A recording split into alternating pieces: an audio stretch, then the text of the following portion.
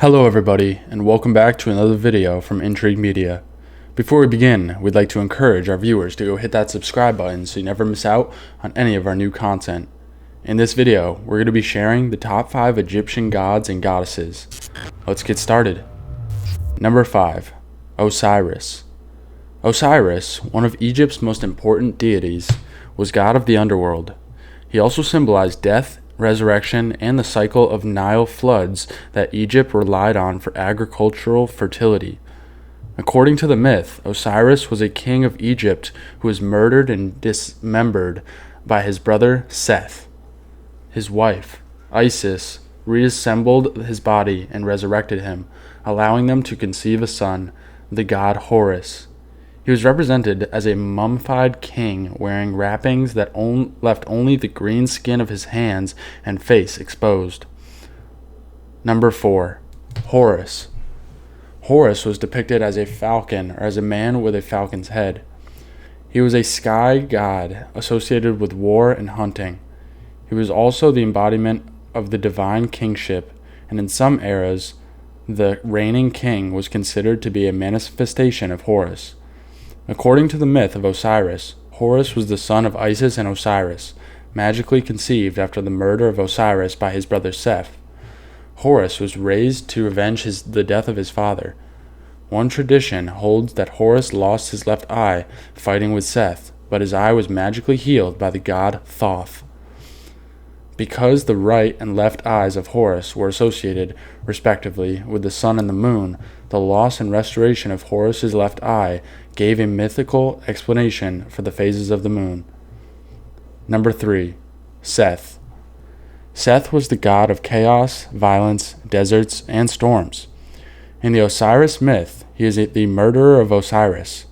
Seth's appearance poses a problem for Egyptologists. He is often depicted as an animal or as a human with the head of an animal, but they can't figure out what animal he's supposed to be.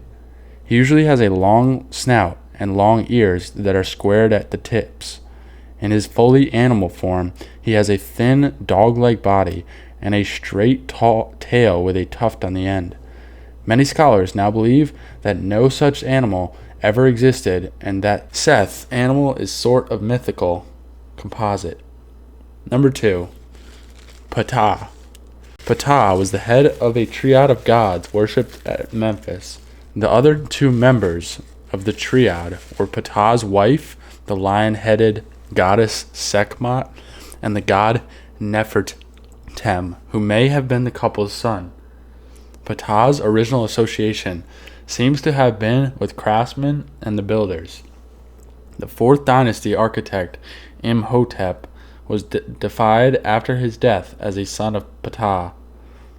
Scholars have suggested that the Greek word Aiguptos, the source of the name Egypt, may have been started as a corruption of Hwt Ka Ptah, the name of one of Ptah's shrines. Number 1. Bastet. In her earliest forms, the cat goddess Bastet was represented as a woman with the head of a lion or a wild cat. She took the less ferocious form of a domestic cat in the first millennium BCE. In later periods, she was often represented as a regal-looking seated cat, sometimes wearing rings in her ears or nose. In the Ptolemaic period, she came to be associated with the Greek goddess Artemis, the divine hunter and goddess of the moon. That's going to be all for this video, guys. This video, as well as the last, have been quite a bit of a struggle to get through due to the funny names in the mythology, and that's just funny to me. Let us know if it's funny to you in the comments below. We'll see you guys in the next video.